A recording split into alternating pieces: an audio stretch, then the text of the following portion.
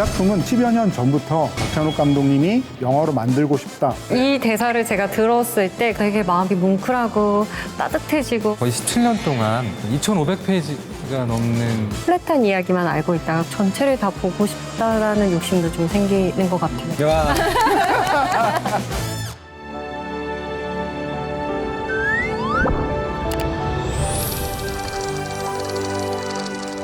오늘의 올타임 레전드는 영화계 인물 선정, 영화화된 원작 소설, 그리고 영화로 만들고 싶은 소설 베스트 6로 준비를 해봤는데요. 저는 영화평론가 주정철이라고 합니다.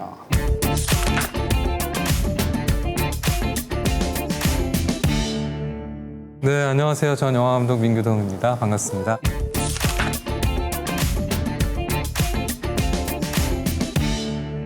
안녕하세요. 저는 배우 한예리입니다. 안녕하세요.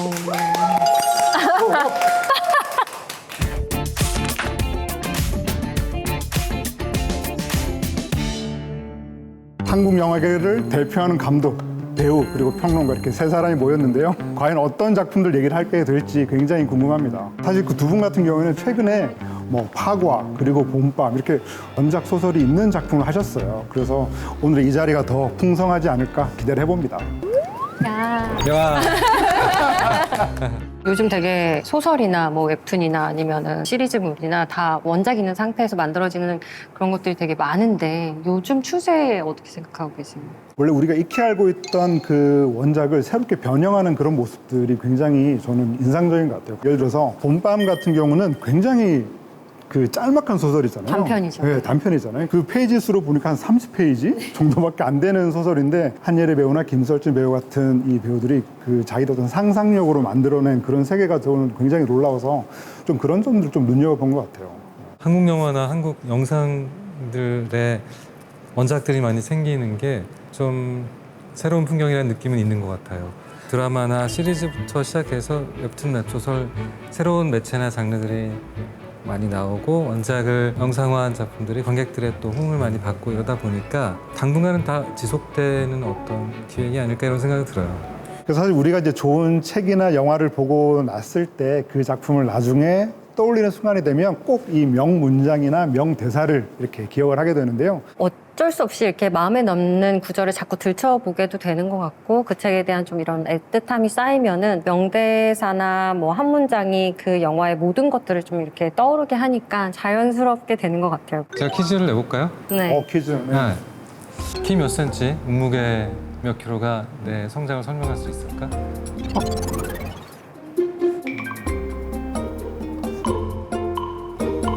명대사가 아니었고. 제가 여고담 두 번째 이야기 때 맞아요. 박예진 배우가 신체 검사를 거부하면서 신체 검사가 이제 아이가 어른 되는 과정에 이제 학교에서 강제로 하는 거니까 외적 수치로 나의 이제 성장을 설명할 수 있냐라는 질문. 저는 명대사라고 생각하고선 저도 개인적으로 되게 좋아하는 대사예요. 기억은 안 남았던. 네. 네. 하지만 기억이 옛날 영화인데 교육제도에 뭐지? 대한 신랄한 비판을 보였던 장면이죠. 네. 그리고 뭐 세상을 안 바뀌어도 우리는 바뀌겠죠. 뭐 이런 대사도. 저는 되게 좋아해요. 네. 네. 김희애 선배님이 이렇게 잠자리 안경 쓰시고 네. 사태질을 막 하면서 그렇게 막 이런 얘기를 많이 허스토리. 하셨어요. 네, 허스토리에서. 책을 읽고 책을 잘 샀다고 느끼는 순간은 한 문장이라도 밑줄 그을 만한 문장이 있으면 아, 이 책은 내가 괜찮았다 이렇게 하는 것 같아요. 그런 명대사, 명장면 이런 것들은 그 텍스트 전체를 또 상징하기도 하고 기억에 남게 하는 큰 모티브인 것 같기도 해요. 네, 이렇게 민규동 감독님의 작품을 가지고 명장면, 그리고 명대사, 명문장까지 한번 살펴봤는데요. 그럼 이제 본격적으로 오늘의 올타임 레전드 원작 소설편의 이 대화의 페이지를 한번 열어보겠습니다. 제가 가져온 원작이 있는 영화 속 나만의 명대사를 소개해 드릴 텐데요. 이 땅은 자유를 위해 싸운 땅, 이제 우리는 빵을 얻기 위해 싸우지. 평등에 관하여 말하자면 사람이 죽으면 모두 평등해. 엄청난 명문장 같죠? 네, 이거 너무 빵이 나와가지고 많이 아실 것 같아요. 저 누가 말한 것 같아요? 장발상 아니에요? 아니에요. 아니에요? 그럼 누구예요?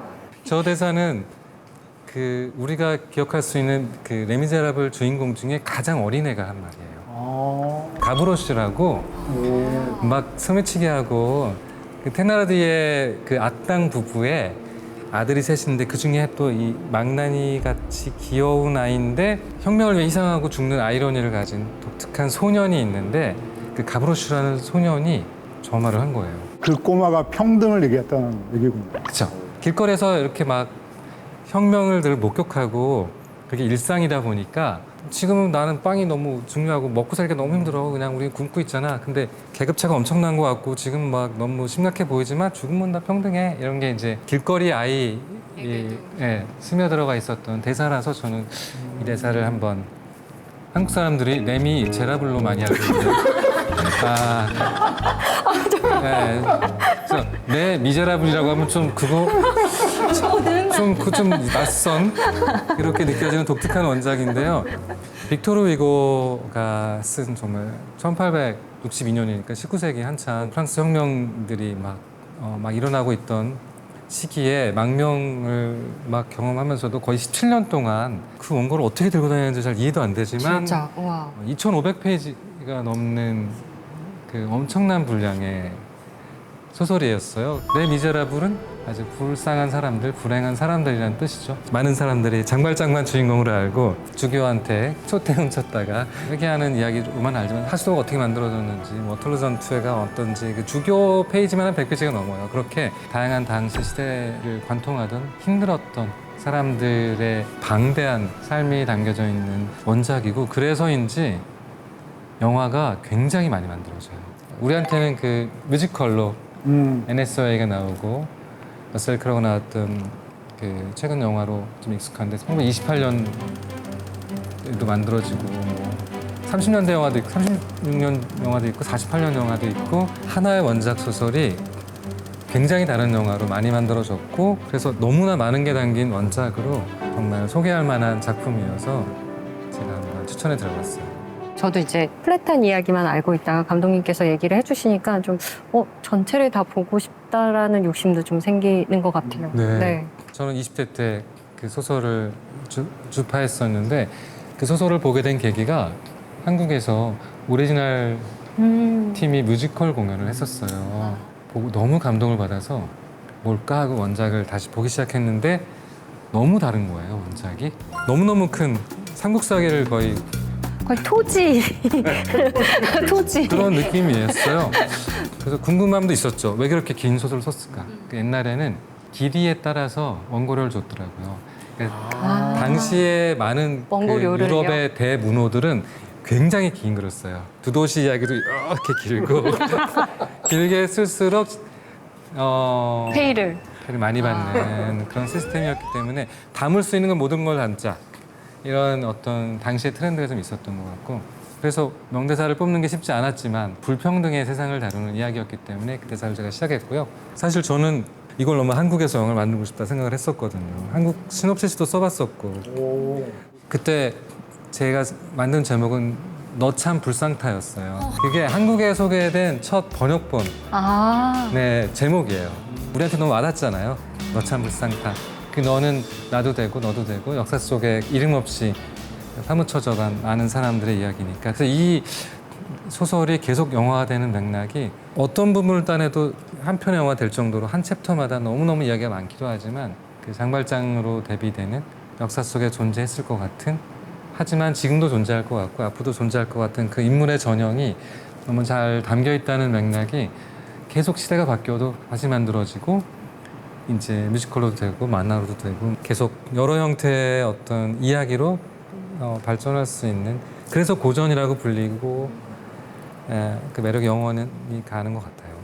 저는 이제 고전을 언급을 해주셨으니까 저는 이런 그 우리가 익히 알고 있는 고전들이 시대를 거쳐서 계속 그 영화화되고 또 드라마로 만들어진 이유가 뭘까 이런 생각을 해봤는데요. 제가 아까도 이제 막 그 트렌드를 여쭤보셨을 때 이 원작을 변형하는 재미가 있다라고 말씀을 드렸는데 저는 최근에 이제 알게 된 것 중에 되게 흥미로운 것 중에 하나가 그 에밀리 브론테의 그 폭풍의 언덕 있잖아요.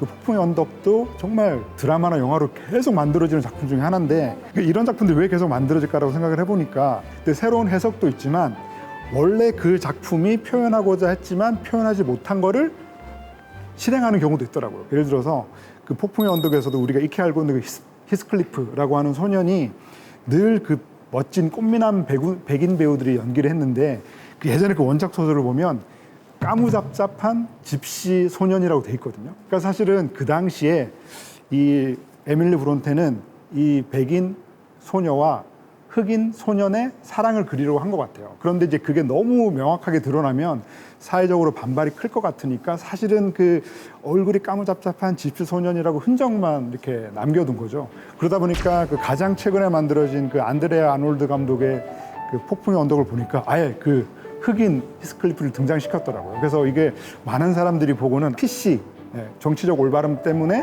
이렇게 유색인종 혹은 흑인들이 주인공이 되는 거 아니냐라고 많이들 얘기를 하셨지만 사실 그게 원작에 충실한 재현이었다라는 얘기를 듣고 아, 이런 식으로 계속 그 영상화되고 영화화되는 의미가 있구나 그런 생각을 해본 적이 있는 것 같습니다. 또 다른 명대사는 또 다른 명대사가 많은데 너무 많을 것 같긴 너무 한데 방대한 작품이어서 너무 많을 것 네. 같아요. 지나가버린 옛날 나는 꿈을 꾸었어요. 그때는 희망이 가득하고 삶은 살만한 가치가 있었죠. 아 이게 영어로 해야 될 것 같은데 한국말 하니까 명대사 느낌이 안 나네요. 참 어려워요. 그런 예리 게. 씨가 너무 네, 전공이 국악이에요. 저 한국인이에요. 죄송합니다. 노래를 좀 너무해. 부르게 하려고 그랬던데 실패했네. 저 대사는 뮤지컬로 지금 유명한 그렇죠. NSI가 부른 그, 너무 슬펐어요. 네, 대사고 팡티는 이제 프랑스에서 거의 밑바닥 인생을 살고 연인한테 계속 버림받고 그럼에도 그 연인을 잊지 못하면서 낳은 아이를 어떻게든 키워보려고 공장 노동을 힘겹게 하고 있던 여자였고 장발장이 이제 팡틴의 그 비참한 죽음을 목격하고 그 딸을 이제 케어해 주려고 가면서 장발장의 인생이 여러모로 바뀌죠. 어떠세요? 다른 이 영화에서 기억나는 다른 명장면 있으세요? 그러니까 저도 이제 이 작품 자체를 굉장히 인상적으로 읽기도 했고 이 작품을 제가 처음 극장에서 봤을 때 국내에서 흥행도 되게 잘 됐는데 저는 그 첫 장면부터 확실히 압도당했던 것 같아요. 그 거대한 배에서. 그 배를 만드는 장면을 보여주면서 이 무대 뮤지컬로 소화할 수 없는 스케일로 시작하겠다라는 걸 딱 보여주는 것 같아서 저는 그 첫 장면부터 그 사운드 트랙과 함께 완전히 몰입했던 기억이 있습니다. 저 같은 경우는 저도 너무 다 사실 막 명장면 꼽으라면 너무 많아서 근데 지금 기억에 남는 장면들은 노래를 현장에서 라이브로 한 거예요.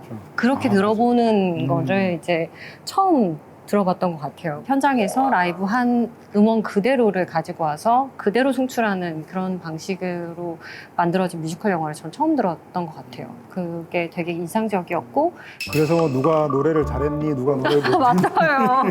그거 좀 슬프다. 이거 약간 검증하는 아. 뭐 그런 일도 있었죠.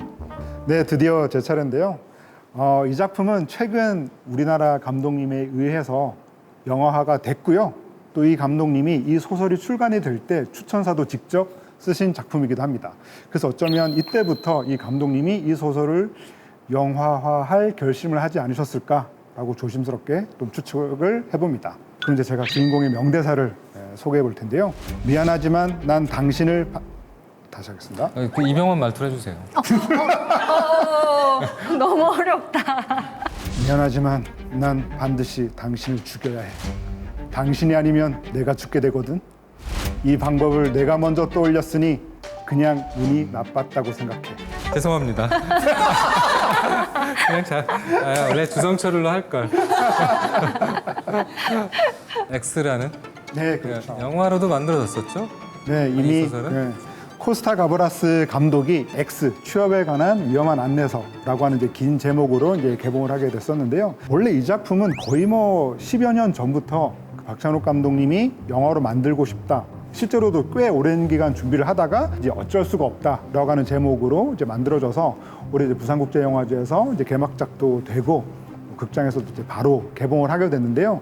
내용은 2년 동안 그 실직자, 백수로 살고 있던 이 남자가 다시 재취업에 성공하기 위해서 자기의 경쟁자들을 다 죽이면은 내가 취업을 할 수 있겠구나라고 생각을 해서 자신의 경쟁자들을 다 죽여 나간다고 하는 굉장히 너무 무서웠어요. 네, 무서워요. 손예진 선배님이 죽여버려요.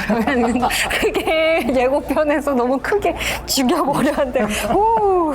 그래서 이제 예고편이 공개되면서 많은 분들이 이병헌 배우의 어떤 연기나 대사를 좀 이미 접하셨는데요. 도끼라고 하는 제목이 붙은 이유는 그 해외에서는 이제 누군가를 해고할 때 도끼로 찍어낸다라고 하기 때문에 이제 도끼라고 하는 제목이 붙었고, 그걸 이제 한국에서는 모가지라고 우리가 또 표현을 하잖아요. 그래서 박찬욱 감독이 영화로 만들 때도 도끼 혹은 아니면 한국적으로 모가지를 할까라고 생각을 했다가 이병헌 배우가 과거에 악마를 보았다라고 하는 작품을 출연한 적이 있기 때문에 뭔가 연상작용이 생길 것 같아서 도끼나 모가지라고 하는 제목을 쓰지 못했다라고 하는 그런 말씀을 하기도 하셨는데요. 박찬욱 감독님이 이 작품은 그 어떤 이론서보다 자본주의 체제에서 노동자의 처지를 정말 명확하게 잘 설명을 하고 있다. 그래서 무릇 월급쟁이라면 반드시 읽어야 될 소설이다 라고 이렇게 언급을 하신 기억이 있습니다.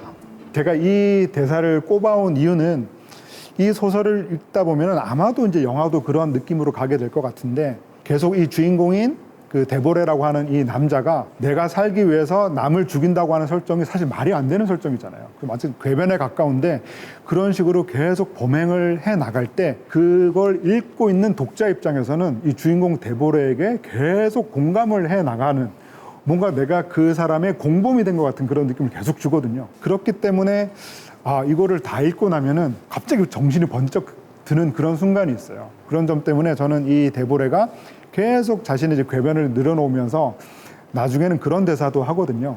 목적은 수단을 정당화할 수 있다. 나는 미안한 마음을 가질 필요가 전혀 없다. 이렇게 완전히 자본주의 사회에서 해고당한 이후에 괴물이 된 주인공을 너무나도 잘 보여주는 대사여서 제가 이 대사를 꼽아왔습니다. 그러니까 이제 박찬욱을 죽이면 나도 박찬욱 같은 자리에 이제 가서 살 수 있다. 이런 훌륭한 교훈을 주는 영화가 되지 않을까?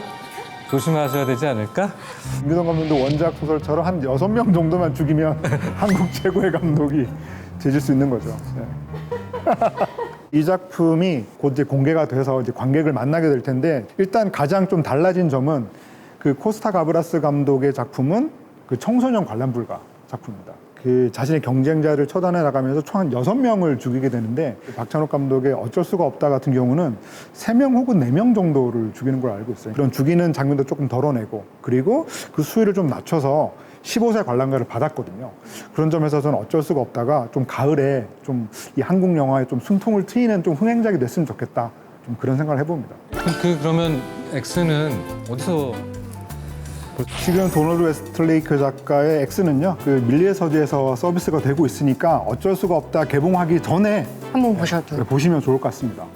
네, 이번엔 제가 나누고 싶은 이제 원작에 있는 영화 속 저만의 명대사를 소개해드리겠습니다. 나랑 같이 집으로 가자. 이렇게 그냥 별거 없는 대사인데 사실은 이제 집에 가 뭐 이런 말 되게 많이 하잖아요. 그리고 나 이제 집으로 갈게. 집에 같이 가자 이런 말 되게 자주 하고 많이 하는데도 불구하고 이 대사를 제가 들었을 때 그 안도감 그리고 뭔가 마음이 따뜻해지고 뭉클해지는 그 느낌이 크리스마스 선물을 정말 이제 전 종교가 있진 않지만 예수님께 정말 받은 것 같은 느낌을 되게 받았거든요. 그래서 되게 마음이 뭉클하고 따뜻해지고 막 그런 느낌을 받았는데 이 소설은 이처럼 사소한 것들이라는 원작이 있는, 그리고 똑같은 동명의 영화가 얼마 전에 개봉을 했었던 영화이고요. 책은 굉장히 짧지만 정말 압축적으로 되게 간결하게 쓰여져 있는 책이고요. 1985년도에 아일랜드 소도시를 배경으로 하고 있고 실화를 바탕으로 하고 있고요. 한 70년간 이제 가톨릭 교회 그리고 수녀원에서 이렇게 발생했던 되게 추악하고 그리고 폭력적인 어떤 상황들을 고발하는 막달레나 세탁소라는 영화로도 나왔을 거예요. 그게 상도 이제 베를린에서 받은 걸로 알고 있는데, 이 원작을 굳이 소개해 드리는 거는 이제 책에 대한 좀 부담감이 있으신 분들한테 조금 가볍게 읽을 만한 책이 아닌가라는 생각이 들었고, 실화를 바탕으로 하기 때문에 이게 그렇게 아주 추상적이거나 뭔가 아주 거리감 있게 느껴지지 않거든요. 이런 역사가 어디서든 있었구나라는 느낌이 있었고, 저한테 또 한편으로 크게 와닿았던 거는 약자, 그러니까 여성이나 아이에게 일어났던, 그리고 이게 어쨌건 가톨릭이라는 게 종교적인 그 안에서 성적으로 굉장히 억압을 많이 했기 때문에 발생됐던 그런 아픔들, 그들이 보호받지 못했던 그런 이야기들을 빌 펄롱이라는 인물로 되게 담담하면서 따뜻하게 이야기를 끌고 가고 있거든요. 그리고 그 사람이 어렸을 때 본인도 어떤 식으로 구원받았던 그런 자기 어머니와 자기가 어떤 되게 좋은 집에서 다행히 잘 건강하게 큰 거예요. 자기도 어떤 보살핌과 사랑을 받았는데 누군가를 저런 식으로 내가 방관해도 되는 것인가에 대한 되게 복잡한 그런 이야기들을 책에도 있지만 영상에도 되게 그런 부분들이 잘 표현이 됐어요. 저는 이게 원작과 영화의 되게 큰 장점이라고 생각을 하는데 그 부분이 너무 잘 표현이 되고 너무 좋았어요. 그래서 이 사람은 석탄을 파는데 맨날 와서 그 석탄을 막 손톱이랑 이런 데 시꺼멓게 그 묻은 거를 매번 닦아요. 그게 되게 반복적으로 영화에도 많이 나오고 이제 소설책에서도 많이 나오는데 그런 장면을 보면서 그 사람이 벗기려고 하는 마음의 뭔가의 죄책감 그런 것들도 느껴지고 누구보다도 저 사람은 오히려 깨끗한 사람 그리고 약자임에도 불구하고 다른 약자를 걱정하고 그거를 당연하게 좀 끌어안아야 되겠다라고 생각하는 거. 물론 이 사람도 어떤 순간엔 되게 망설이거든요. 무언의 협박 같은 것들도 좀 있거든요. 그 수녀원에서의 압박이 막 있어요. 근데도 불구하고 자신의 그 마음들을 이렇게 살피면서 결국에는 일을 행하는 거죠. 근데 그게 굉장히 정말 사소한 거지만 누군가에게는 굉장히 절실하고 그 사소한 걸로부터 무언가 바뀌기 시작한다라는 의미가 너무 큰 것 같아서 진짜 원작도 좋고 영화도 좋습니다. 여러분 기회 되시면 꼭 찾아보세요.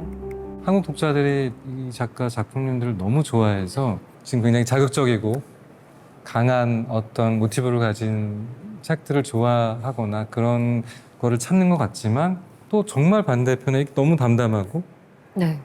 아무것도 묘사하지 않는 방식으로 강렬한 무엇을 묘사하는 이 작가님도 너무 좋아하는 거 보면 독자분들도 사실은 입체감이 있고 다양한 욕구를 지닌 지혜로운 분들이 아닌가 이런 생각이 들더라고요.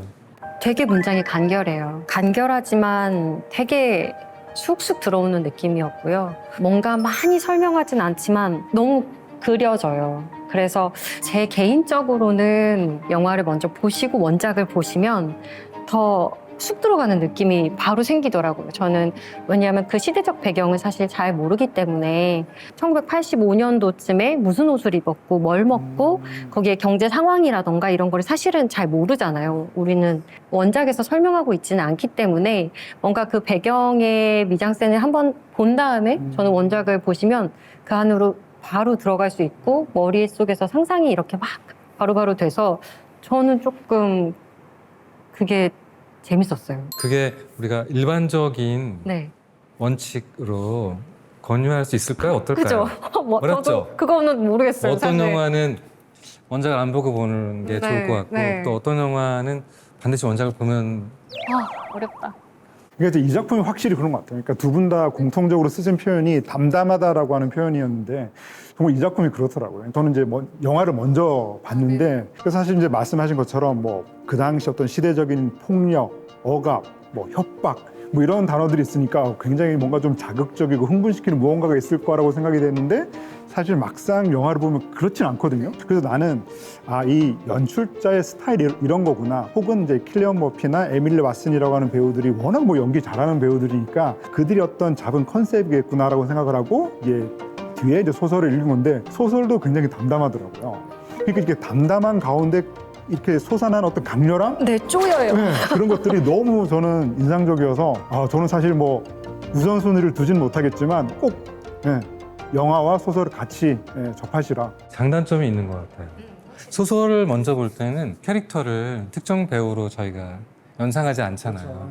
자기가 글을 보고 자기 경험치 안에서 자기 상상력에 제한받지 않고 마음껏 흘러가요. 그게 문학의 힘이고 재미인데 근데 어떤 소설은 이제 문학을 딱 읽고 굳이 이걸 영상화해서 보고 싶지 않다라는 소설도 있어요. 맞아요. 근데 어떤 소설은 또 강렬히 이거는 영상화해달라고 막 계속 배우들이 떠오르고 막. 그러니까 사실 텍스트의 성격에 따라서 그 결과물인 영상이 동시에 있을 때 어떤 걸 먼저 봐야 되는지 순서가 정해지는 것 같아요. 마치 노인을 위한 나라는 없다처럼 우리 코엔 형제 인터뷰가 그 인상적이었는데 소설이 너무 영화적이라 저는 그냥 옮겼어요. 할 정도로 어떤 것들은 큰 가공 없이 가기 때문에 영화를 보고 나서 소설을 봤을 때 뭐 이렇게 큰 차이를 못 느끼고 큰 재미가 없을 경우가 있어요. 그럴 때는 원작을 먼저 보는 게 훨씬 좋은 것 같고 또 뭐 다른 경우들이 있겠죠. 네, 소설을 꼭 보셨으면 좋겠어요. 왜냐하면 밀리의 서재에서 볼 수 그렇죠. 있습니다. 네. 아직 영화를 안 보신 분들은 네. 소설부터 읽고 네, 중요하죠. 좋은 얘기 많이 하셨는데 이제 마음속에 있는 그 아직 영화 되진 않았지만 영상화 하고 싶은 원작들 얘기를 좀 해보면 될 것 같아요. 원작들에 있는 명대사들 이런 거 명문장들? 문장들 이런 것들을 한번 얘기하면서 한번 소개를 해주시면 좋을 것 같아요. 감독님 먼저 네. 소개해 주시죠. 내가 지금 당신한테 몇 번이나 죽었는지 알아? 이런 대사가 있어요. 그리고는 무사해서 다행이에요. 이런 대사가 있어요. 이런 무슨 소설일까요? 저는 잘 모르겠어요. 아직은 명대사가 안 됐구나. 왜냐 이게 이제 영상화되진 않았거든요. 아직. 이 소설은 그 문목하 작가의 돌이킬 수 있는이라는 2018년에 출간한 데뷔작이에요. 데뷔작, 와. 네, 오늘의 작가상 본심에 진출했던 작품이고 SF워드 장편 그 부문 우수상을 수상했고요. 줄거리는 그 12년 전에 대형 싱크홀이 발생해요. 마을에 묻혀서 4만 몇천 명이 죽을 정도의 엄청난 재난이 생기는데 그 과정에서 초능력을 얻은 생존자들이 있는 거예요. 그 생존자들의 대립을 둘러싼 굉장한 거대 에픽이죠. 돌이킬 수 있는이라는 소설이에요. 그럼 그 초능력을 말씀하셨으니까 SF 장르 네, SF 판타지라고 볼 수 있죠. 어떤 초능력자들이 좀 이렇게 초능력이 파쇄자, 정지자, 그리고 복원자가 있는데 파쇄자는 물건을 막 부술 수 있는 능력이 있는 사람, 건물을 부숴버리는 엄청난 힘을 가진 사람, 그다음에 정지자는 부서진 건물이 날아올 때 멈추게 할 수 있는 그런 능력을 가진 사람이 있어요. 또 하나는 복원자인데 불행한 결과 이전으로 시간을 되돌릴 수 있는, 복원시킬 수 있는 능력, 그 세 가지 능력들이 나오는데요.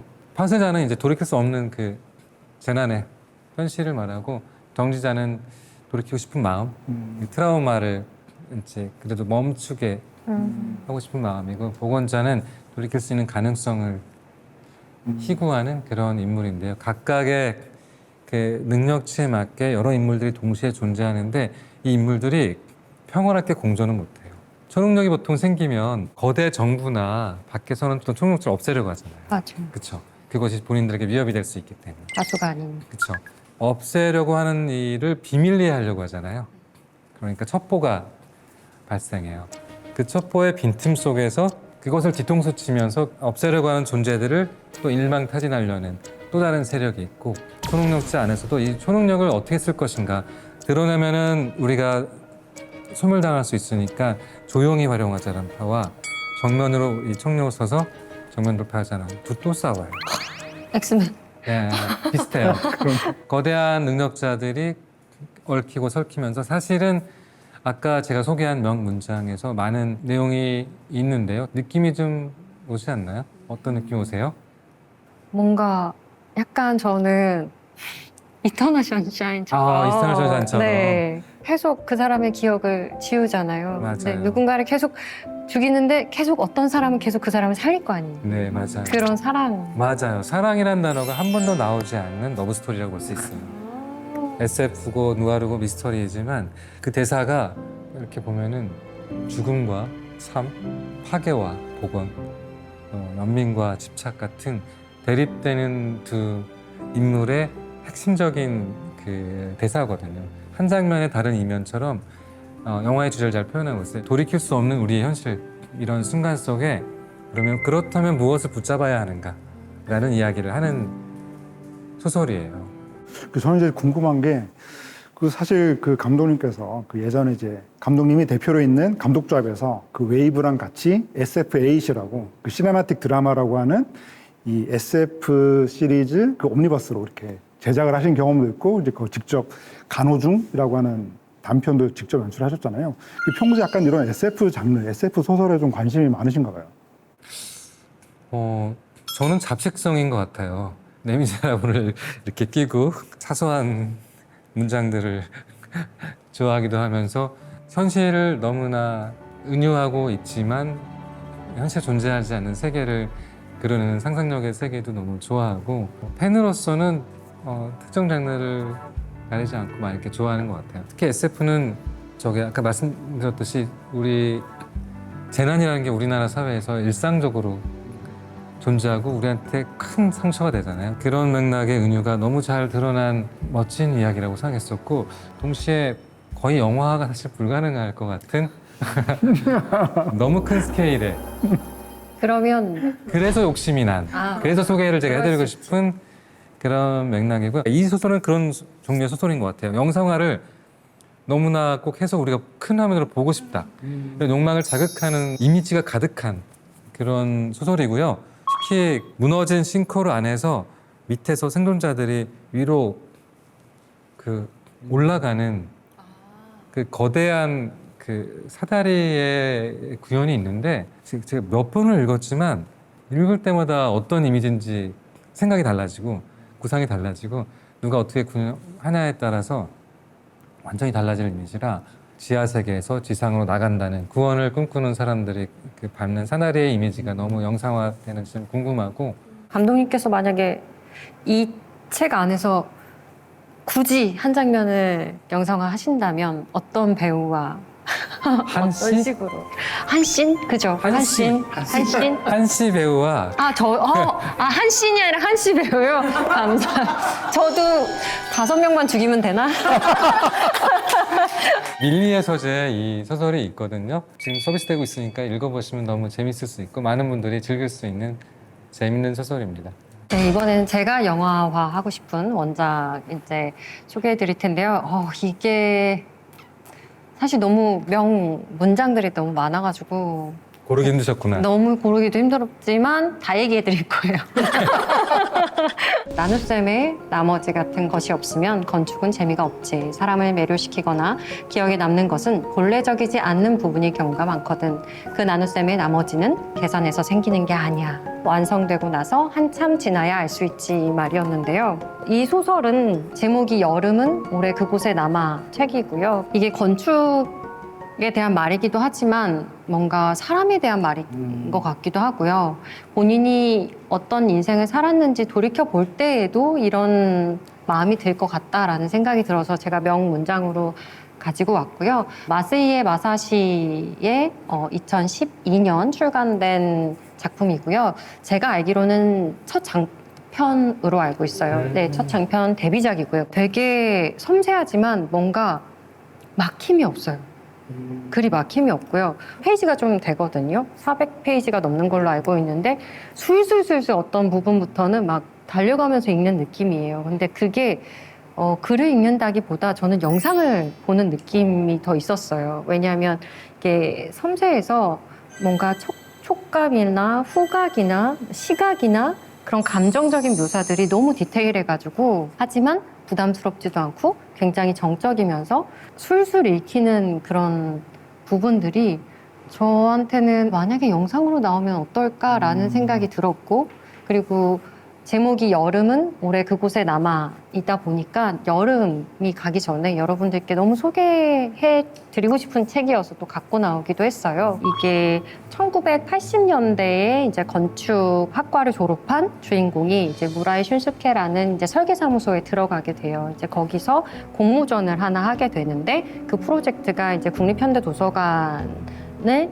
만드는 이제 그런 설계를 하는 일이었는데 다 같이 그 일을 위해서 여름 별장으로 이제 가게 돼서 이제 그 안에서 다 같이 그 공모전을 준비하면서 뭔가 몰입하는 것 그리고 그 안에서 성장하는 이야기 그리고 그 주변의 뭔가 환경들 그리 너무 섬세하게 묘사돼 있거든요. 읽으면서 되게 마음이 싱그러워져요. 네, 그리고 뭔가 기분이 너무 좋아서 이거는 그냥 영상화 하고 싶은 작품으로 제가 들고 오기는 했지만 그것과 상관없이 여러분께 좀 소개하고 싶은 그런 작품이기도 해서 가지고 나왔습니다. 브루탈리스트 네. 말은 정반대의 너무 달라요. 그쵸. 네, 완전히 달라요. 거긴 막 직선 빡 이러면은 여기는 다다다다 뭔가 섬세하게 이렇게 조근조근하게 누군가가 이렇게 속삭이는 그런 느낌이어가지고 커피나 아니면은 차를 좋아하시는 분들이 가볍게 정말 보실 수 있는 소설이라고 생각이 들고요. 건축에 조금 흥미를 가지고 계신 분들, 그리고 여기가 건축뿐만 아니라 사실 가구나 인테리어에 대한 이야기들도 같이 나오는데 요즘 분들이 되게 자신의 공간을 어떻게 꾸미고 살고 자신의 공간을 무엇으로 채울지에 대한 고민을 되게 많이 하시잖아요. 근데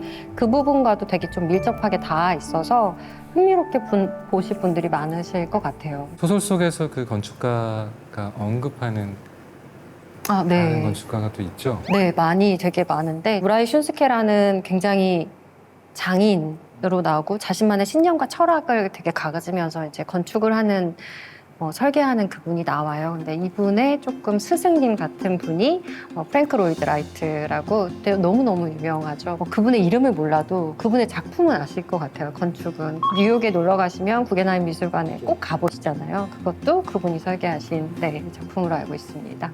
사실 제가 이 프랭크 로이드 라이트라고 하는 건축가를 그 낙수장이라고 하는 네. 이 저택이 가장 유명하잖아요. 폭포 위에 지어진 네, 집.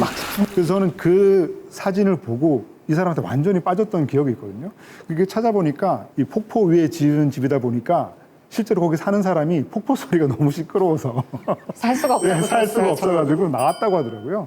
그래서 그건 이제 60년대부터는 이제 그 미국의 이제 정부 재산이 돼서 지금은 이제 관광지처럼 가서 보고 뭐 그런다고 하더라고요. 너무 자연경관을 해친 자연을 파괴한 입지 아니었나요? 나 혼자 누리자 약간 이런 게 있긴 했었죠. 여기에 어울릴 만한 배우나 또 그 배우가 구현할 만한 명장면이 있다면 어떤 게 있을까요? 저는 개인적으로 여름별장이 너무 궁금해요. 이들이 어쨌건 초반에 이제 여름별장으로 넘어가서 지내는데 그 여름별장이 증축에 증축을 하고 또 증축이 된 결국에는 그리고 그 증축이 된 게 정말 티가 안 나는 그런 별장이거든요. 그래서 너무 궁금해요. 그 별장이 묘사가 된 게 되게 많아서 그 별장에 첫 이제 도착했을 때 약간 묵직한 그 공기나 그 냄새들 그리고 이제 창을 열었을 때 환기가 되면서 거기 이제 시간이 흐르기 시작한 거에 대한 묘사들 이런 것들이 너무 좋고 거기 뭐 오른쪽 윙과 왼쪽 윙의 집의 구조들 그리고 서재의 그런 얘기들 제 개인적으로는 장인의 강인한 턱뼈 뭐 이런 얘기를 하거든요. 묘사를 할 때 무라이 슌스케가 생김에 대해서 지금 안성기 선생님이 좀 많이 생각이 났어요. 뭔가 잘 어울린다 이런 느낌이 있어서 선생님께서 해주시면 너무 좋겠다라는 저도 이제 배우가 떠올랐는데요. 사실 그 원작 소설을 영화화할 때 또 가지게 되는 또 큰 재미 중에 하나가 이렇게 성별이나 그 나이를 바꾸는 그런 설정이잖아요. 저는 이 건축가와 그 제자의 관계를 이렇게 성별을 바꿔서 미나리를 함께 하셨으니까 윤여정 선생님과 한예리 라는 구도는 어떨까라는 생각이 들고요. 한예리가 이제 스승 건축가. 오 재밌다. 나이 들어서 뒤늦게 건축에 입문한 윤여정. 아니 이게 제작에 들어가면 좀 투자하겠습니다. 제가 여름별장 그 얘기를 잠깐 해드리면서 좀 좋아했던 구절이 있는데 여름별장은 다시 한번 자네가 새롭게 만들면 돼. 건축은 예술이 아니야. 현실 그 자체지. 어쨌건 시간이 여기서 지내는 사람과 함께 가는 거잖아요. 이건 진짜 실생활과 밀접하게 내가 사용감을 가지고 얼마나 인생 안에 내 삶 안에 들어와 있는지에 대해서 생각해 보게 되더라고요. 저 대사가. 그래서 되게 좋았고 이 말들이 뭔가 건축에 대한 또 말인 것 같아서 좋았어요. 사실은 너무 많아요. 다른 얘기가 있거든요. 네, 이제 마지막으로 또 제가 소개를 할 차례인데요. 제가 선택한 영화하고 싶은 원작 속 마음을 울린 한 문장은요. 어떤 사람들은 괄호 열고 나도 그중 한 명이다. 괄호 닫고 해피엔드를 싫어한다. 우리는 속았다고 느낀다. 뭔가 좀 꼬여있는 그렇죠. 굉장히 꼬여있죠. 심사를 잘 표현하는 작가일 것 같아요. 뭔가 평범하지 않고 도발적이고 그런 글들을 써온 작가 같은데 누굴까요? 우리에게는 그 롤리타라고 하는 작품으로 잘 알려진 블라디미르 나보코프의 푸닌이라고 하는 57년 작품인데요. 이 푸닌은 이 작품 속의 주인공인 그 1인칭 그 교수의 이름입니다. 푸닌 교수라고 불리는 분의 이름인데요. 이게 어떤 상황이냐면 자기가 크레모나라고 하는 도시에 강연을 위해서 기차를 타고 가면서 떠올리는 그런 생각이 바로 우리가 작품 속에서 해피엔드를 보면은 속았다고 느낀다 이런 생각을 하고 있는 거죠. 그러면서 산사태가 작품 속에서 일어났는데 그 산사태가 일어나서 마을을 확 덮쳐버려야 이야기가 진행이 되는데 그 산사태가 마을을 덮치지 않고 비껴가면 즉 이제 해피엔드로 끝나버리면은 재미가 없다. 뭐 이런 식으로 이제 얘기를 하는 굉장히 독설이기도 한데요. 근데 여기서 더 재밌는 게 뭐냐면 이런 생각을 떠올리고 있는 이 작품 속의 푸닌이라고 하는 이 교수는 지금 기차를 타고 있는데 잘못 탔어요. 오늘 금요일이 강연 날짜라고 생각했는데 알고 봤더니 다음 주 금요일이 강연 날짜. 예, 날짜도 잘못 알고 있고 기차도 잘못 탔는데 이런 생각을 하고 있는 거죠.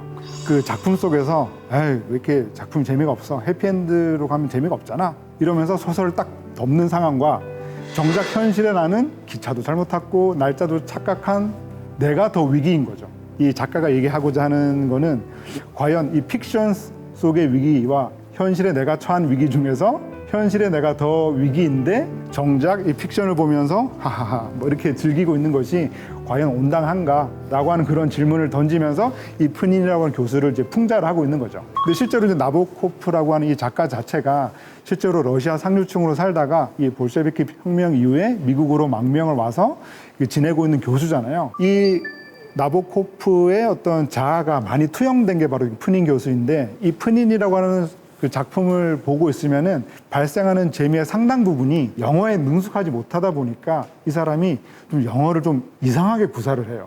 뭐 예를 들어서 남 놓고 외양간을 고치시오 라든가 이런 식으로 완전히 다 뒤죽박죽으로 하는 그런 상황들이 이 소설이 주고 있는 굉장히 중요한 언어적인 재미라고 할 수가 있죠. 그래서 제가 이제 이 푸닌이라고 하는 소설을 알게 된 계기가 뭐냐면 이 박찬욱 감독님이 이제 헤어질 결심을 만들고 지금 이제 어쩔 수가 없다를 준비하는 그 사이에 이렇게 인터뷰를 한 적이 있는데 헤어질 결심을 만들고 난 다음에 이 푸닌이라고 하는 소설을 접하게 됐는데 내가 그 헤어질 결심에서 하고 싶었던 요소들이 꽤 많이 담겨 있었다는 거죠. 이 헤어질 결심에서도 이 설애가 한국어에 완전히 능숙하지 못하니까 하게 되는 말이나 대사들이 있잖아요. 가령 뭐 붕괴 이전으로 돌아가요 라든가 뭐 마침내 이런 대사들을 보면서 사실은 박찬욱 감독님이 헤어질 결심을 만들 때 이렇게 언어 차이에서 오는 것들을 좀 많이 쓰고 싶었는데 뭐 그걸 너무 반복을 하면 이 작품 자체가 우스꽝스러워 보일 수 있기 때문에 좀 최대한 자제를 했다.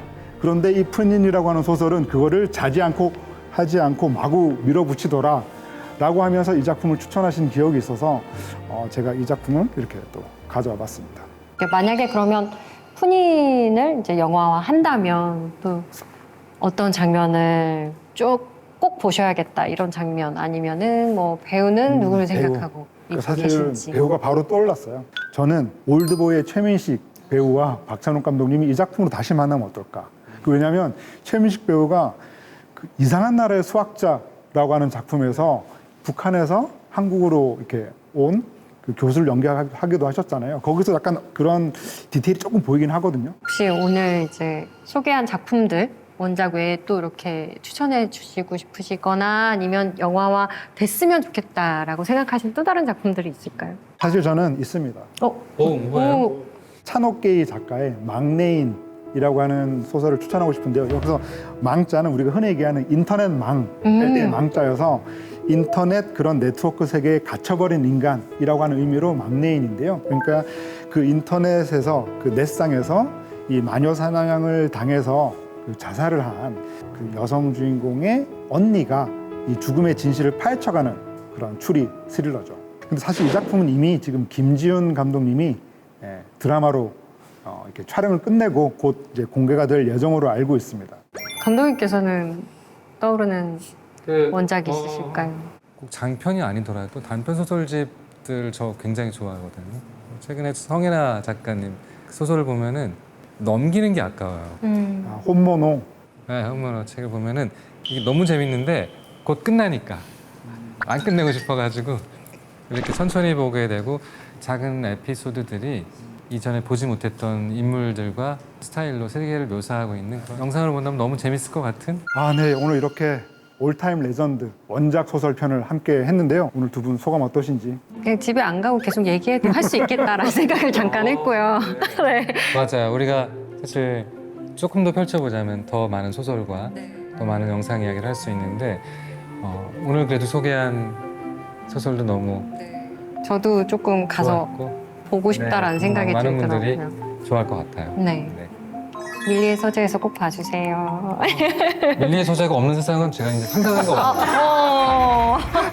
왜 이전 세상으로 못 돌아가겠어? 어떡하지? 어떡하지? 어쩔 수가 그건 없다. 확실한 것 같아요. 많은 분들이 이북으로 건너가는 게 조금 힘들다. 좀 그 망설이는 분들이 많은데 한번 넘어가면 다시 또 돌아가기 힘들어. 단순히 책만 있는 공간이 아니고 커뮤니티이기도 하고 플랫폼이기도 하고 중독되는 게 꽤 괜찮은 플랫폼 중에 하나예요. 여기에 중독되는 거는 말리지 않는다. 이렇게 네. 더 얘기해야 되나요, 밀리? 네.